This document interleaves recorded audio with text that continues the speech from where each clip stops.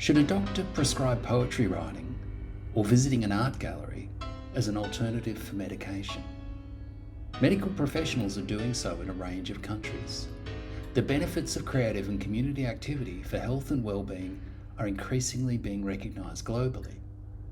Could this be the case where Western medicine is catching up with practices First Nations communities have enacted for millennia?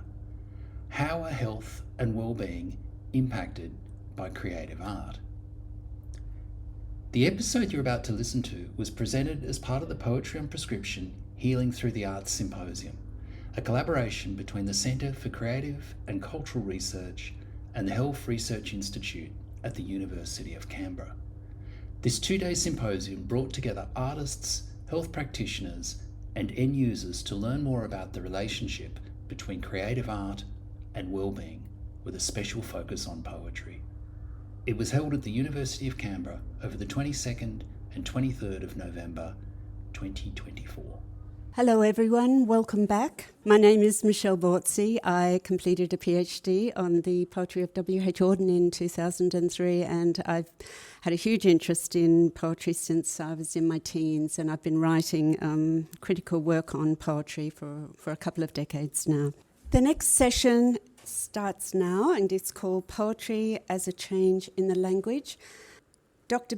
Bridget Vincent works at the intersection of poetry and ethics. Her research interests include ecological writing, the ethical dimensions of ekphrasis, and the changing critical and ideological fortunes of close reading. She is a lecturer in English at the ANU. Thank you, Bridget. Thank you.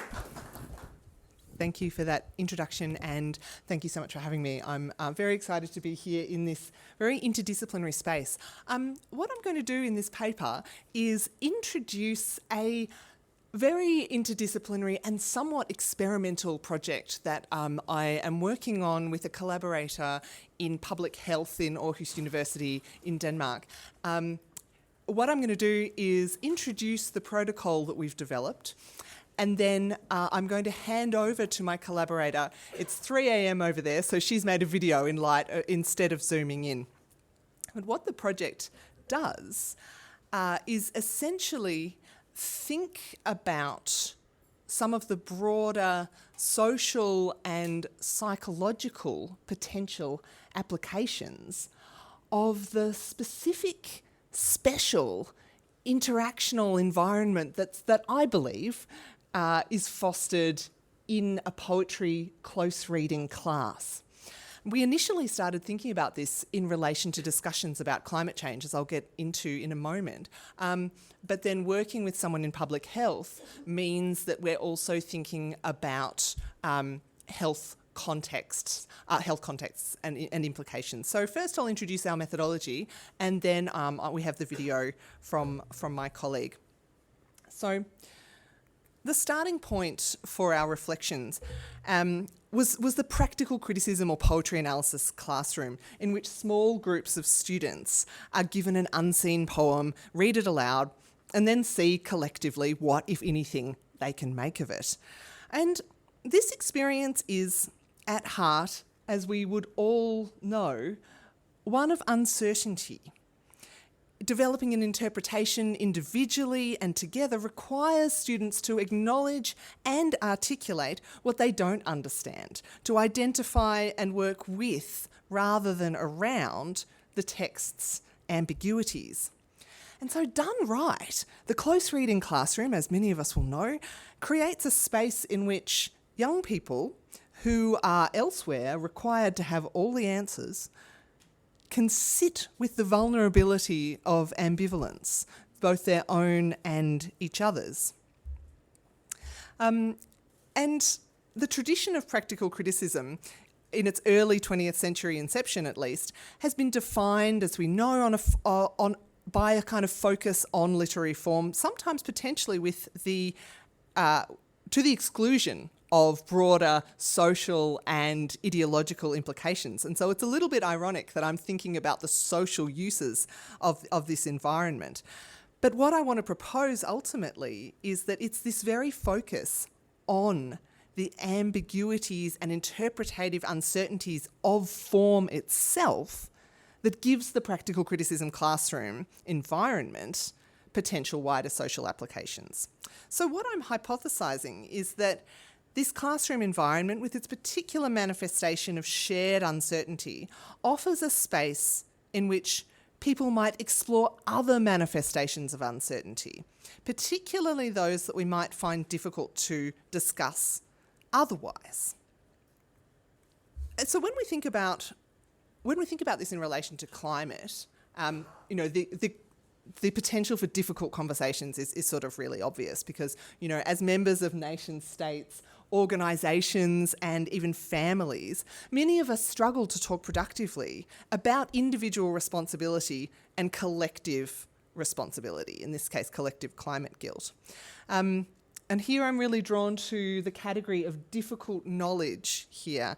It involves not only interpretative difficulty, but also psychological confrontation, thinking about our individual and collective responsibilities. And as a result, as we all know, climate change conversations frequently end in polarisation, deflection and deferral. Why should I give up flying when my neighbour has a Porsche? Or if your neighbour has a Porsche. But so what this project ultimately asks is what might help us have better conversations in which we engage with the difficulties of complicity of all kinds rather than becoming defensive about them? And our hypothesised answer is, wackily enough, the poetry analysis classroom. And where do we get this idea?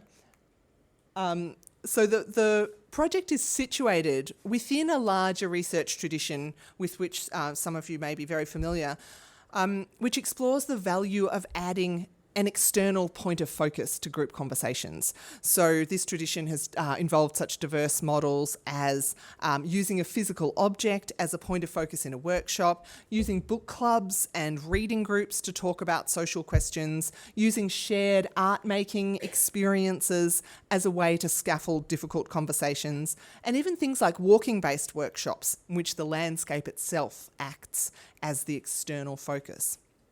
And underlying all of these exercises is the suggestion that the focus on an object beyond the other people in the conversation can allow for forms of dialogue to take place that wouldn't be possible without this triangulation of conversational attention and the kind of interactional valve that it offers. And so in terms of existing research on using reading as a form of mediation in climate discussion, these groups have mostly, this exists, but mostly it focuses on literature that is already focusing on climate. What I'm more interested in is how the very procedures of shared textual analysis might open the way for conversations regardless of what the content of the literary work actually is. Given the interdisciplinary expertise in the room, just so you know what I mean, if you don't teach close reading, this is sort of what happens in the classroom, and this is why it creates this sense of shared elective vulnerability. So the close reading classroom dynamic requires students to examine a short, and this is important, unseen text, usually a poem, and together develop a shared analysis based on individual observations, insights, and crucially, interpretative ambiguities. So it involves experiencing and articulating uncertainty, because identifying what we don't understand is key to the process, obviously, of interpretation, both individual and collective. And this role of uncertainty in the process of reading has been well documented. There's a nice article by Corianne McKenzie and Jeff Bender who've shown, and they quote, a literary experience is an orientation to reading that fosters uncertainty, openness and imagination through the exploration of unresolvable questions and textual uncertainties. Similarly, Kim Devereaux, drawing on Dutman Mukhopadhyay, shows that literature, quote, can change our minds by enhancing our tolerance for uncertainty, end quote. So what my collaborator and I are trying to do is to find out what kinds of difficult conversations can develop when participants experience this interpretative uncertainty and are prompted through specific discussion questions to reflect on the relationship between this textual uncertainty and their own lived uncertainties around the difficult conversation of the day. In our pilots so far, this has involved climate responsibility, but in future we're thinking about health conversations as the video from my collaborator will show. So, how will this actually work? How are we going to replicate the conditions of the university close reading classroom beyond it? So we're adapting the uni close reading classroom for an audience without existing education in literary studies. But the participants will do the usual thing of meeting for an hour in groups of 6 to 10 to discuss an unseen text. And as in a close reading classroom, the facilitator will read the poem aloud, and participants will be explicitly directed to follow along on their copies and participate in a process of open-ended noticing in spite of confusion.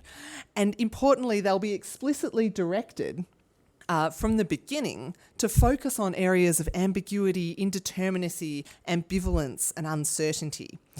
So participants from the start will be primed to make uncertainty an explicit talking point rather than feeling that producing an interpretation necessitates ignoring or working around what we don't understand.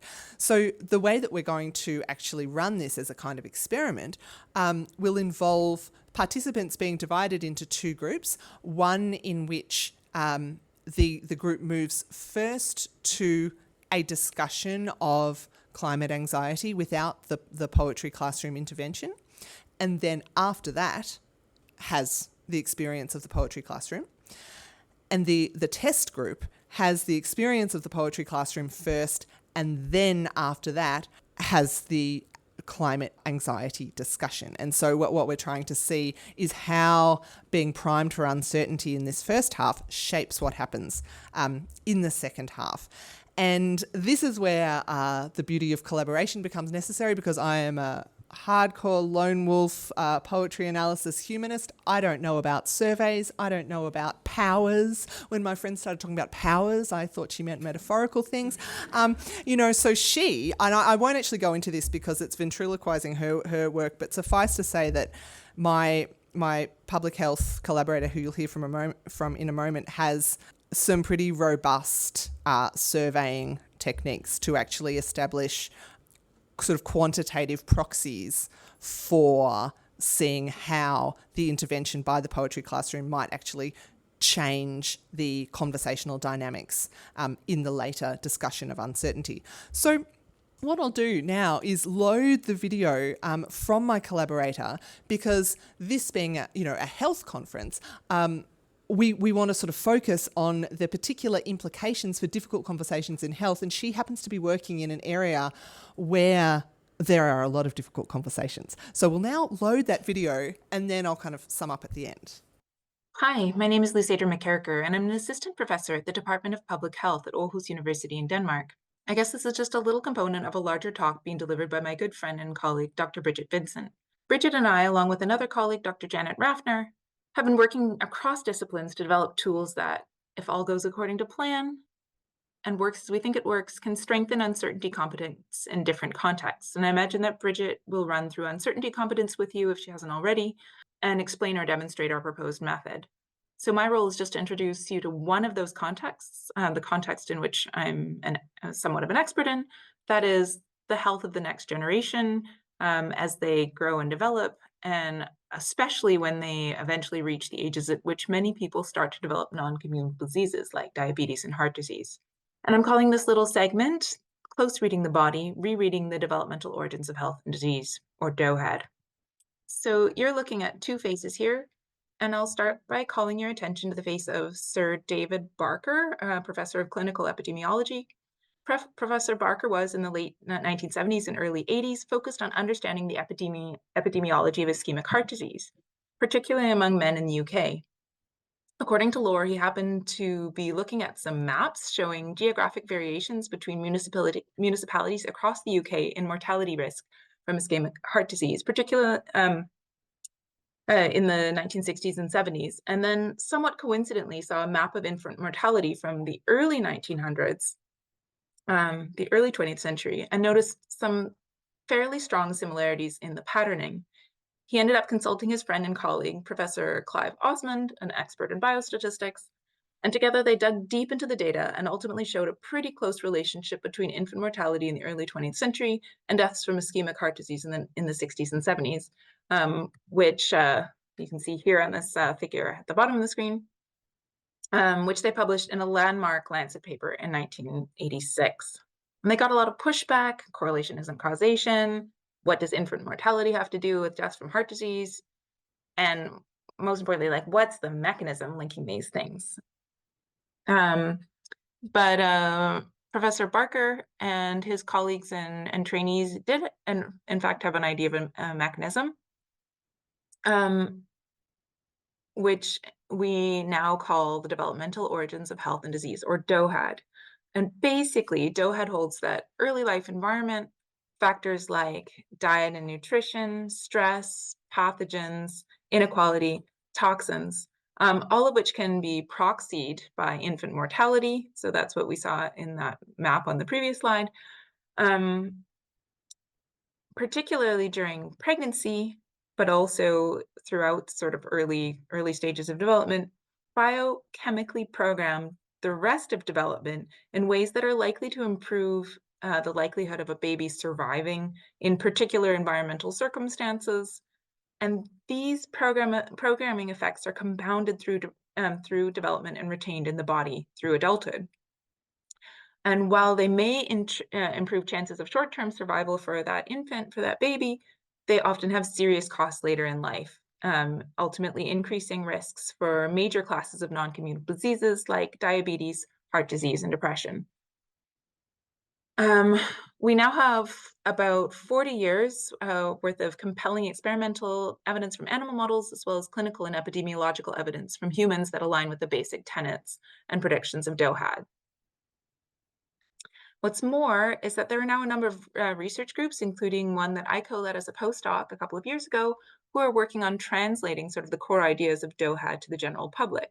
And our work, as well as that of others, a couple of examples here, seems to indicate that being familiar with this idea of DOHAD is associated with healthier behaviors and greater empowerment over health during critical developmental windows like pregnancy, for the health of the next generation, or for health during that phase, which then affects the health of the next generation.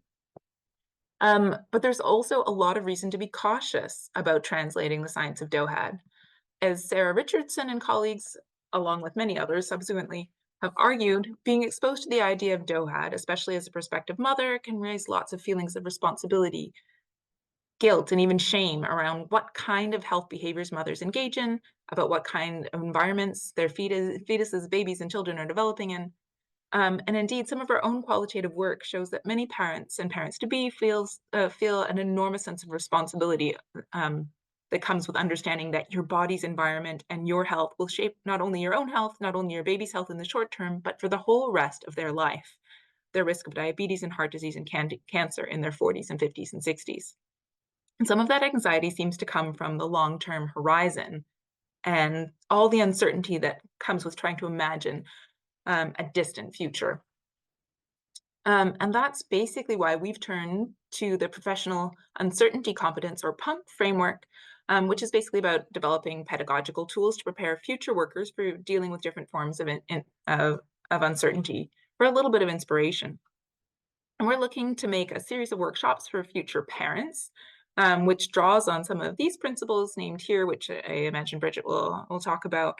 And ultimately, we are looking to apply them to thinking about parental and future parents' health behaviors and environments and motivations, giving us what we are tentatively calling the Child Health Uncertainty Competence, or CHUNK framework.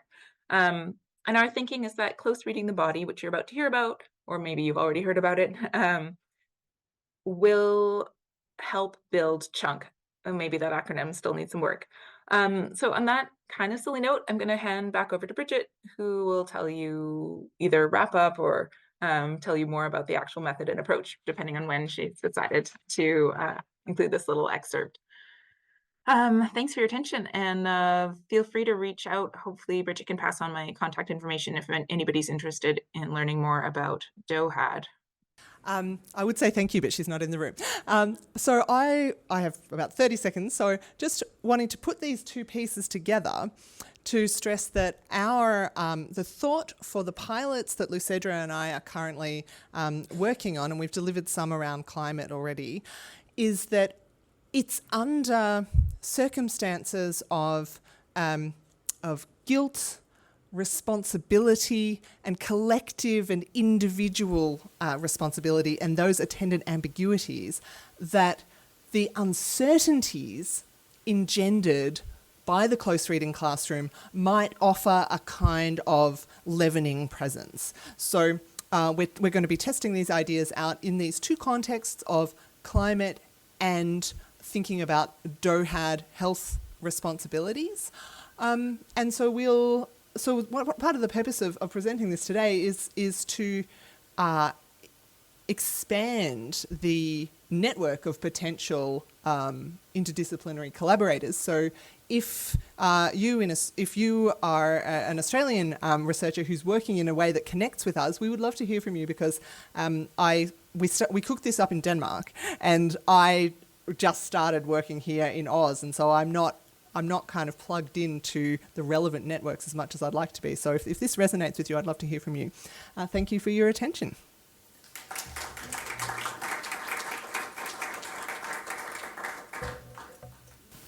Hello, thank you for that. Very Hi. interesting.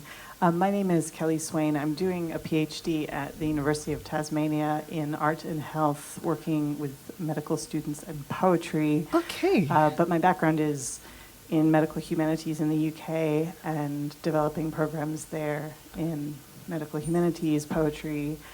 And I've also written over 100 pieces for The Lancet about art and health. So this is really interesting. Yeah, great. Do you mind if I write down your name? Is that Yeah, okay? we'll I'll connect do over this. to you. Yeah. I'm just really curious about your cohorts. Who Yeah. are they? Where are they coming from? What are their ages? Are they electing to do this, or do you get the delicious opportunity of making a class do this? Interested in that. Well, so far we've just done some pilots, but the people that we've worked with were undergraduate student assistants who work at the Science Museum at Aarhus University. So they were doing this of their own free will. And that was basically just a kind of easy way to find a cohort. But our plan for the Danish side of this is to work through the Aarhus University Science Museum's partnership program with school students. So we're thinking about this partly in a kind of late adolescent, early adulthood context, but the model so far is pretty flexible, and I think it will lend itself to different emphases and different outcomes. So I think thinking about DOHAD in particular with people later in life who may already be pregnant, for instance, would be a really interesting cohort. And thinking about in the climate context, where I'm hoping to tap into groups where there is a certain amount of conflict to try to see how much of a mediating effect the poem has. And so I think we're planning on having quite different versions with different cohorts. Yeah, thanks. So I'd love to hear more about. Yeah, I think there's probably a lot for us to talk about. Thank you. Hi. Oz Hardwick. I just want to pick up just a further question from that. Will they be sort of standalone things, or will they be a sort of a series? Yeah. Because something that came up earlier on was that, how long does it take to get people into the process? Absolutely, yeah. the ideal version, this is, if we get a DP, etc., would be to have a series, because one of the things that I noticed when teaching close reading is that element of shared uncertainty that is chosen comes from an atmosphere of trust that takes time to build up. So I think the students in the first class are all, yes, this reminds me of negative capability, and they're trying to show off in this, in this kind of public posturing sort of mode. Whereas by, session 8, they're sort of saying, well, I don't understand line 8. Does anyone else? So yeah, we ideally, it would be a series, but that's probably for the biggest possible version. And I think in order for it to be a series that mimics the dynamics of the classroom, it would need to look a little bit like a term, so sort of at least 6 sessions, I would think. However, in the pilots that we've done already, what was interesting to note is that even in one session, and none of this is very scientific yet, I think there is potential for one session to be efficacious in this way. So one of the things that I think we'll want to do as part of these variations that I mentioned before would be to have some people who are in a series and some people who are in a standalone workshop. Because, ultimately, the aim of this is to test out and see whether this can exist as a kind of mediation protocol that can be shared with people who work with groups, and that can be kind of packaged in ways that don't require a PhD in poetry to deliver. And so if it can be, if some kind of effect is there after one session, then that is useful to know. So yeah, that's a very salient question. Thank you. Curious about climate change. Like, is that an intentional choice because it's just so diverse in terms of people's belief at the moment, or? Well, I chose climate. I initially conceptualized this in relation to climate because the original thought is that it's potentially the uncertainty that comes with dealing with a poem that might help work against kind of defensiveness and disavowal of individual responsibility in relation to group responsibility. And I was thinking about this in relation to climate, because as we know, so many discussions about kind of climate responsibility involve a negotiation of personal responsibility and group responsibility, and part of what shuts down discussions is often saying, well, don't blame me, and it's that kind of, it's the certainty with which people disavow responsibility that we want to kind of chip away at. Another really interesting conversation for this, haven't we all had this conversation at Christmas, or is just around any group really where the relationship between individual agency and collective agency is not clear. And we can think about this around racism, we can think about this around gender, where people say, don't blame me just because I was born a man, And so it's that I feel like that's the area where this might have the most interesting application, those kinds of individual, collective, guilt disavowal conversations. But climate struck me as being chief among those. Well, there's going to be we hope to have a climate strand, but then we also hope to have a DOHAD health related strand as well. So we're not trying to combine them. Thank you. Hi, Roxanne Bodsworth. I work at Country University Centre, and I'm also part of the Creative Practice Circle at Charles Sturt Uni. Just really interested, the application to all sorts of different social, issues is really obvious. Yeah. But what's your selection process for the poems that you're going to use, Yeah. because you've just got a huge amount to draw upon. And, you know, the danger of saying, well, it's not ambiguous, this is trying to move us into this way of thinking, I think would be a really marked risk with that approach. Yeah. This such a wonderful question, and I think my guiding principle in choosing the particular poems involves poems that will necessarily prompt an experience of interpretative difficulty. So I'm thinking here Eliot as against I don't know, I want to say Rupi Kaur or someone who has a sort of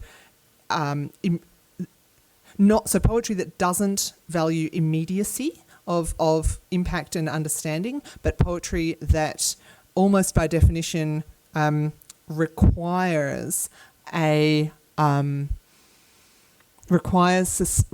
sustained engagement and uncertainty. And so for that, I'm thinking there of modernist difficulty. Probably the one of the best examples, other than high modernist figures like Eliot, would be someone like Geoffrey Hill, who when I teach Geoffrey Hill, the students are just uniformly dumbfounded, and so this is he's a helpful figure here. But I think part of dealing with the risk that you very rightly point to is acknowledging the way that the selection of the poem is going to produce a unique set of results. And so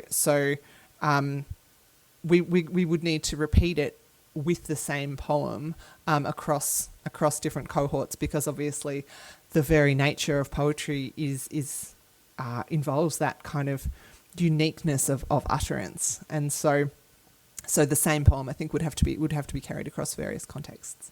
Yeah, and privileging difficulty. Now, I'm conscious of the time. Thank you so much for those very generative questions, and I look forward to connecting with people more, and I am appreciative of the engagement with this slightly experimental interdisciplinary adventure. So thank you.